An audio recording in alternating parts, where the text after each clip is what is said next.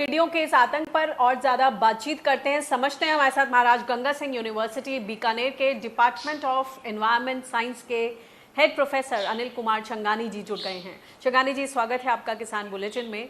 टिड्डियों का आतंक मच गया है, चाहे वो राजस्थान हो, पंजाब हो, मध्य प्रदेश, उत्तर प्रदेश, सभी जगह टिड्डियां और खेती को उससे ज़बरदस्त नुकसान होने की आशंका है।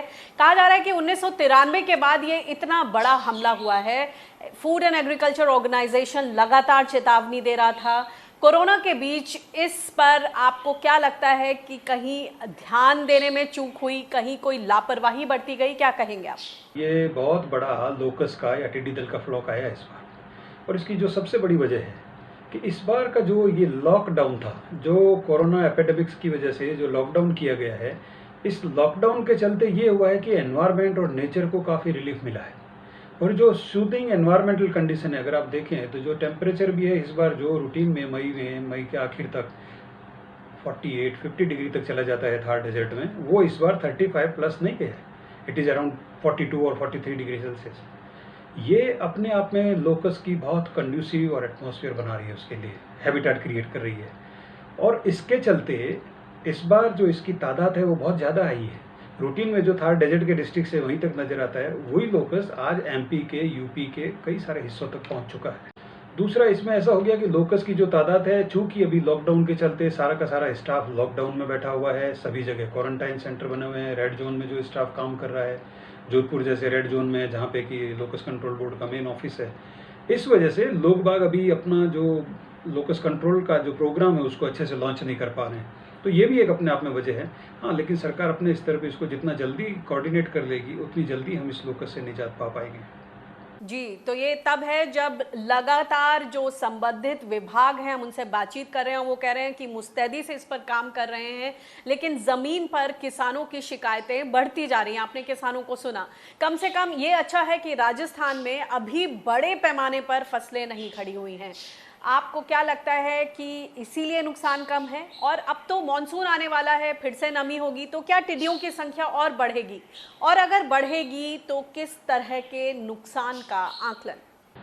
जैसा कि आप जानते हैं कि जो थार डेजर्ट है, वहाँ के लोग थोड़ा बारिश का पूर्वानुमान लगाते हैं, और ये पूर्वानुमान भी जो है, जो प्रकृति की जो रिएक्शंस होती है, जो प्लांट्स और एनिमल्स की रिएक्शन है, उनकी ब्रीडिंग बायोलॉजी है, उसी को देख के लगाया जाता है। तो इस बार जिस तरह से केयर के ऊपर फ्लावरिंग एक ही बार आया और फ्रूट एक ही बार में मैच्योर होकर शेड कर गया, इसी तरह से जो सांगरी है वो भी इस बार भरपूर आई है। जो फ्लावरिंग थी बहुत अच्छे से आई, यंग फ्रूट भी है और मैच्योर फ्रूट तक वो पूरा पहुंचा। तो जो प्लांट की फिनोलॉजी है, जो बर्ड्स की ब्रीडिंग है, इस बार जो टिटरी ने अंडे दिए वो हायर प्लेसेस पे दिए। हाउस स्पैरो की जो ब्रीडिंग सक्सेस है वो 80% तक गई है। तो इन सभी नेचर की रिएक्शंस को देख के जो गाँव के बुजुर्ग हैं, जो किसान हैं, वो अपना पूर्वानुमान लगाते हैं, और उसको देखते हुए इस बार अच्छे मानसून का पूर्वानुमान लगाया जा रहा है। और उस पूर्वानुमान के चलते ये हो रहा है कि लोगों ने अभी से ही अपने खेत तैयार करने शुरू कर दिए, और देखा जाए तो अब शायद 15-20 दिन में जैसे ही रोएंट तपते हैं और मिर्ग बाजते हैं, इस तरह की मारवाड़ी में कहावत है, इसके बाद सीधा का सीधा जेठ महीने में बाजरी की सोइंग कर दी जाती है। हालांकि अभी जो लोकस जिस तरह से आया है, अभी किसानों ने इतनी फसलों का बिजाई नहीं करी है, लेकिन आने वाले टाइम में अपने आप में बहुत बड़ा सीरियस इशू ये बनने वाला है। और जिस तरह के संकेत इस बार प्रकृति ने दिए हैं, जिस तरह का ट्रेडिशनल फोरकास्ट सिस्टम गांव वाले या किसान भाई काम में लेते हैं, इस बार उन्होंने बताया है कि मारवाड़ में, राजस्थान में, हिंदुस्तान में मानसून बहुत अच्छा जाने वाला है। अभी तक के जिस तरह से मानसून ने सिम्टम्स बताए हैं प्रकृति के अनुरूप और खेतों के अनुरूप, उन्होंने बारिशें करी और लोगों ने खेत कई जगह तो अपने तैयार भी कर लिए हैं।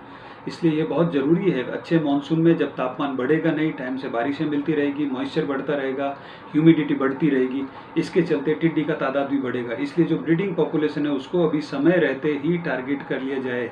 बारिश होने से पहले जितनी हम ब्रीडिंग पॉपुलेशन को कंट्रोल कर लेंगे, जो जो आइडेंटिफाइड कॉलोनीज है उनको टारगेट करके हम उनकी पॉपुलेशन को नियंत्रित कर लेंगे।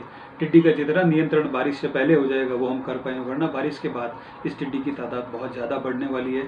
और शायद जिस तरह से आज कोरोना महामारी हमारे हाथों से बाहर निकल चुकी है, शायद इस बार अच्छे मानसून के होने के बावजूद हम अच्छी क्रॉप, अच्छे हॉर्टिकल्चर प्रोडक्शन नहीं ले पाएंगे। जी, टिड्डियों का इस पैमाने पर आना क्लाइमेट चेंज का एक बड़ा उदाहरण माना जा सकता है। ये जिस तरह से मौसम में बदलाव हो रहा है, चक्रवात आ रहे हैं, आपको लगता है उसकी वजह से ये समस्या और गंभीर हुई है? क्या कारण है जो इस बार ये यूपी और एमपी तक पहुंच गई, यहाँ तक कि हरियाणा भी?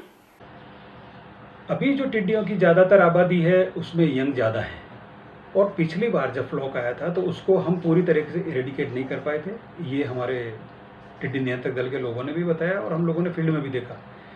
और जो टेम्परेचर पिछले महीने 1.5 महीने से 35-40 को क्रॉस ही नहीं कर रहा है, और कई बार क्लाउडी वेदर हो रहे हैं, कई बार साइक्लोन के चलते हुए यहाँ पे हमें बड़ा हाई क्लाउडी और सूदिंग एटमॉस्फेयर मिल रहा है, और अपने आप में ये टिड्डी को ब्रीड करने में बहुत बड़ा मदद किया। कैनाल के चलते, कैनाल के सीपेज के चलते, लैंड यूज पैटर्न जो चेंज हुआ है उसके चलते, कई जगह प्रोसोविस जूलीफ्लोरा के जो डेंस फॉरेस्ट बन गए हैं, उन सभी ने आइडियल हैबिटेट बनाने का काम किया है।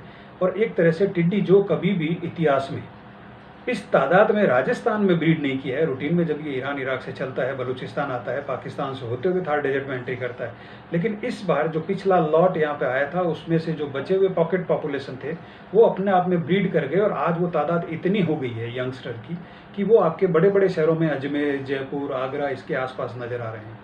अब सरकार ने मशीन स्प्रे के लिए यूके से मशीन्स मंगवाई हैं, ड्रोन के जरिए भी स्प्रे करने के लिए इजाज़त मांगी है। पेस्टिसाइड्स अब आपको लगता है कि इस बड़े पैमाने पर खतरनाक लेवल पर इस्तेमाल होंगे और उससे खेती और मिट्टी को किस तरह का नुकसान? इस बार लोकस कंट्रोल डिपार्टमेंट ने प्लान किया है कि वो ड्रोन के थ्रू लोकस कंट्रोल के लिए स्प्रे करेगा, जो कि ड्रोन का और रिमोट कंट्रोल का एक लिमिट होता है।